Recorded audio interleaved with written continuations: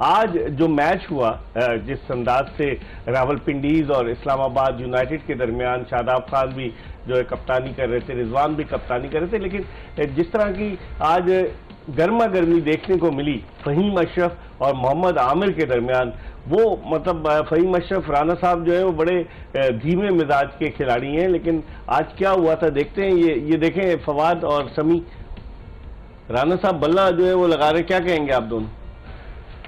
आप दोनों बचना नहीं चाहेंगे ना, एक ही तो बताएगा ना यार। नहीं, मैं बता दूं, मैं देखिए कुछ ना कुछ तो हुआ है, जाहिर है कुछ ना कुछ आमिर ने पहले बोला है मेरे ख्याल से, जिसकी वजह से फहीम रुका भी है, तो उसके बाद आमिर ने बोला चल जाए यहाँ से, फिर उसके बाद राना साहब आए। देखिए जाहिर है लिपसिंग भी नहीं हो रही, तो हम बता नहीं सकते क्या क्या बातें हुई हैं, लेकिन आमिर के उससे तो पता चला कि चल जा, उसकी देख कुछ ना तो हुआ। अब ये कोई ना कोई बात तो है, लेकिन अब वो डिस्क्राइब भी ये दोनों ही कर सकते हैं, लेकिन जो हुआ वो अच्छी बात नहीं है, क्योंकि जैसे आपने कहा कि जैसे हम बात भी कर रहे थे ब्रेक में कि फहीम अशरफ जो है बड़े जो है सबर वाले बंदे हैं और बड़े धीमे मिजाज के हैं, वो तो ज्यादा जोर से भी नहीं बोलता फहीम, तो मतलब ऐसा लड़का और बड़े अरसे से पाकिस्तान के लिए भी खेला है और बड़ी लंबी क्रिकेट खेल रहा है माशाल्लाह। बट आमिर ने कुछ ना कुछ तो कहा होगा, तो मेरे ख्याल से जिसकी वजह से आज फहीम भी गुस्से में आ गया, तो आगे से वो भी ऐसा लगा था, बल्ला नहीं कहा था उसने, कहा कि क्या की कह रहे हैं मतलब पंजाबी में, तो कुछ ज्यादा लिफ्टिंग होती तो हमें और ज्यादा समझ में आता, लेकिन ये था कि यार क्रिकेट में ऐसा होता नहीं चाहिए, बट इतना ज्यादा नहीं होना चाहिए। लेकिन समी आपने देखा आसिफ आफरीदी और साद मसूद रेफरी का रोल प्ले कर रहे थे, वो समझा रहे थे राना फहीम अशरफ को, जब वो जा रहे हैं आप देखिएगा, ये आए आसिफ आफरीदी, उनको उन्होंने रोका, और अब साद मसूद आएंगे वो उनको समझाने के लिए कि ये देखिए साद मसूद भी आए, तो लग रहा था कि इससे एक इसका इमेज जो है हमारी लीग का वो डाउन हो सकता है ना, कि आप एक अच्छी लीग चल रही है, कोई कंट्रोवर्सी अभी तक नहीं इतनी ग्राउंड में नहीं देखने को मिली, क्या कहेंगे? बिल्कुल देखा, एग्रेशन तो होना चाहिए फास्ट बॉलर में, वो नजर भी आता है, लेकिन एक कहीं ना कहीं लिमिट होनी चाहिए। आप अगर दोनों सीनियर प्लेयर हैं और जितने यंग प्लेयर आपको देख रहे होते हैं, फिर दोनों पाकिस्तान से एक ही टीम से खेलते रहे, तो मेरे ख्याल में इतना ज्यादा ओवर नहीं होना चाहिए। ठीक है, एग्रेशन भी जरूरी है, और मतलब ये खेल में गर्मी सर्दी होती है, लेकिन फिर भी थोड़ा सा लिमिट होना चाहिए। अच्छा किरदार अदा किया आसिफ और मुशान ने कि बस वो उनको जाने दें, एक होता है पूरी दुनिया देख रही है, बस ठीक है, हो गया जो होना था। अच्छा, लेकिन अब उस पर आते हैं, इस मैच पर जिस तरह से ये मैच हुआ, इतना कम लो स्कोरिंग मैच, और शुरू अब पछता रहे हुए डैरेल मिचेल को नहीं रखा, जिस तरह से डैरेल मिचेल, डेवन कॉनवे ने भी आज रन स्कोर किए, तो आप कैसे देखते हैं इस मैच में? हालांकि नजदीक ले आए थे, और क्रिस ग्रीन ने जो आखिर में बैटिंग की उसकी वजह से 137 रन बनाने में कामयाब। आई थिंक पिंडीज की जैसी बैटिंग चल रही है ना ओवरऑल, आप देखें 137 रन के इस्लामाबाद ने, चाहे जैसा विकेट हो, चाहे कैसी भी आपकी बॉलिंग हो, जैसी पिंडीज की बैटिंग चल रही है, तो मेरे ख्याल से सिर्फ 20 रन शॉर्ट थे वो, अगर वो 20 रन और होते तो ये लोग मैच आराम से जीते थे। कॉनवे की आपने बात की थी, कॉनवे ने किए 33 बॉलों पे 40 रन, कॉनवे ने उससे पहले मिचेल को लेके आया कप्तान रिजवान, ठीक है, जाहिर है बॉलर्स नहीं है ना इसलिए लेके आए, उन्होंने छक्का मारा उसको, अगली बॉल पे फिर उन्होंने मारने गए, वो मिड ऑफ पे आउट हो गए, तो मतलब फिर एक्सपीरियंस प्लेयर जो आप कहते हैं, ये देखें ये छक्का हुआ है, ठीक है, ये तो फिर बॉल चेंज हो गई, छक्का हुआ, उसकी अगली बॉल पे फिर आपने उठा के मार दिया, मिड ऑफ पे आप आउट हो गए, और आप सेट खेल रहे हो और आपको पता भी है, और चैपमैन से भी हमें ये तवक्को नहीं थी कि आपको पता है कि वो आफरीदी ने आपको जो है यॉर्कर ही करना बचने के लिए, आपने उसको स्वीप मार दिया, वो बहुत कैजुअल से उसने स्वीप मारा, वैसे वो स्वीप अगर आप देखें वो इतना कैजुअल स्वीप मारता नहीं है, पक्का मारता है, हाँ एग्जैक्टली, तो इतना कैजुअल उसने स्वीप मारा, और हालांकि वो खब्बे स्पिनर को तो निकल के छक्के मारता है, तो मुझे समझ नहीं आया कि उस टाइम पे उसने क्या किया, क्योंकि देखें शुरू में 3 विकेटें गिरी, उसके बाद ये 2 विकेटें जो है ना 4-5 बॉलों पे गिर गई, फिर हैदर अली आए, वो फॉर्म में नहीं थे, ठीक है, तो बाकी जो नीचे फहीम अशरफ की भी इतनी बैटिंग नहीं आई, वो भी इतने फॉर्म में नजर नहीं आ रहे, तो फिर नीचे संभल ही नहीं पाए वो, तो क्रिस ग्रीन ने जो अगर वो ग्रीन रन्स नहीं करते तो मेरे ख्याल से तो 110 नीचे नहीं लाए क्रिस ग्रीन को, काफी नीचे बैटिंग नहीं, मेरे ख्याल से एक बार भी देखें, अगर आप क्रिस ग्रीन की बात करते हो तो फिर तो इमाद वसीम भी बहुत नीचे आ रहे हैं, अगर आप देखें तो फिर देखें फहीम अशरफ से ऊपर तो नहीं ला सकते क्रिस ग्रीन को, उससे तो बहुत फार बेटर बैट्समैन है। देखिए असल बात है, देखिए इनको अगर देखें ऊपर से अगर बैटिंग नहीं चलती इनकी, तो हैदर अली जो बीच में है,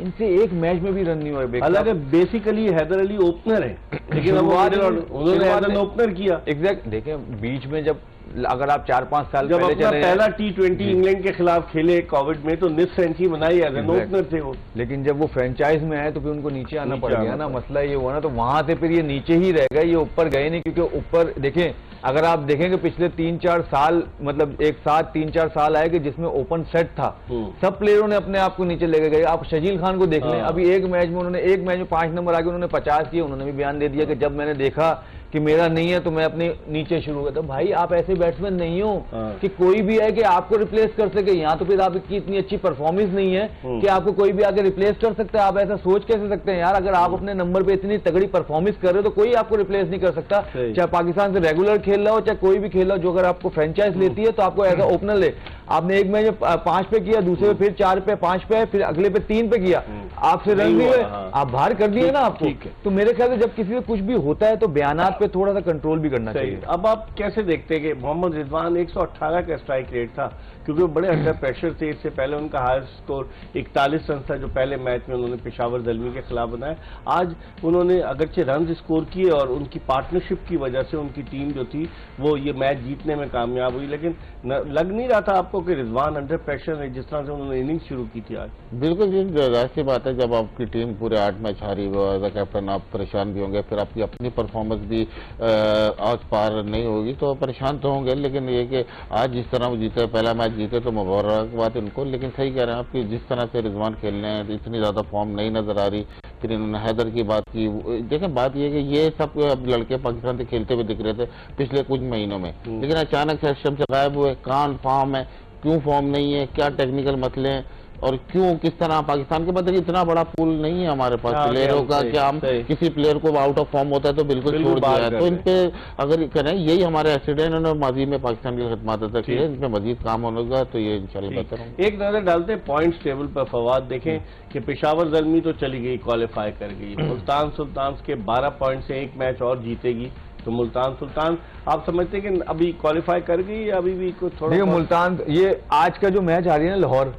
तो उन्होंने मुल्तान के रास्ते थोड़े साफ कर दिए हैं। क्योंकि अगर यहाँ पर लाहौर मैच जीत जाती तो लाहौर के भी 12 हो सकते थे। अगर आगे मुल्तान हारती तो फिर रन रेट पे आता। तो अगर अब आप देखें तो किंग्समैन के पास चांसेस बहुत ज्यादा आ गए, आराम से वो 2 मैच जीतेंगे तो वो क्वालिफाई कर जाएंगे। इस्लामाबाद मुश्किल में पड़ सकता है क्योंकि अगर एक मैच उनका किंग्समैन के साथ बाकी है, एक मैच उनका बाकी है मुल्तान के साथ, तो उनके लिए प्रॉब्लम हो सकती है। लेकिन एक मैच भी जीतेंगे तो इस्लामाबाद जो है पहुंच जाए। क्यों? क्योंकि उनको जो बारिश का 1 पॉइंट मिला वो है ना, बड़ा इंपॉर्टेंट, वो बड़ा इंपॉर्टेंट। मुल्तान सुल्तान की टीम तो 12 पॉइंट्स लेकर पहुंच गई है ना प्लेऑफ में, 4 टीमों में तो शामिल हो गई है ना। अब ये डिपेंड करता है कि उसकी पोजीशन कौन सी रहती है, दूसरे नंबर पे रहती है, तीसरे पे। जी हाँ बिल्कुल। कल का जो मैच आने वाला जो है ना वो डिसाइड कर देगा कि मुल्तान सुल्तान टॉप 2 में या 3 में। अगर इस्लामाबाद जीतती है तो फिर ये हो सकता है ये टेबल टर्न अराउंड और इस्लामाबाद के 11 हो जाएंगे फिर अगर जी हाँ, फिर एक मैच बाकी है इस्लामाबाद का तो 13 पे भी जा सकती है। तो ये है कि कल का जो मैच है वो डिसाइड करेगा कि थोड़ी सी जो टॉप 2 टीम है कि कौन सी आती है। क्योंकि अभी जो लग रहा है कि पेशावर नंबर 1 है जो टॉप 2 स्पॉट के लिए खेलेगी, वो